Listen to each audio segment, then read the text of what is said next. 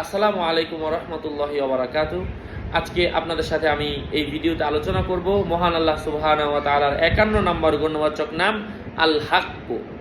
আল্লাহ তাআলার এই 51 নম্বর গুণবাচক নাম যদি কেউ চতুর্কোণ বিশিষ্ট কাগজের 4 কোণে এই নামটি লিখে এবং শেষে কাগজটির হাতের তালুতে রেখে আকাশের দিকে উঠিয়ে উত্তোলনকারীর মামলা মোকদ্দমা এবং অন্যান্য সকল কাজ সম্পূর্ণ হবে।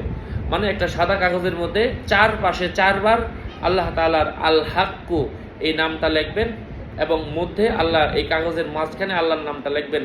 এই কাগজটা ডান হাতের মধ্যে রেখে এভাবে আকাশের দিকে দিয়ে আপনি আল্লাহর কাছে দোয়া করবেন। এটা হচ্ছে মাগরিবের নামাজের আগে। কঠিন কোনো উদ্দেশ্য থাকলে অথবা মামলা মোকদ্দমা থাকলে আল্লাহ পাক কঠিন উদ্দেশ্য থেকে আপনাকে হেফাজত করবেন। আল্লাহ বলেছেন, আমার নামের মাধ্যমে ডাকো, আমি দিব। এটা আল্লাহর নাম, কেউ দিতে পারবে না, আল্লাহ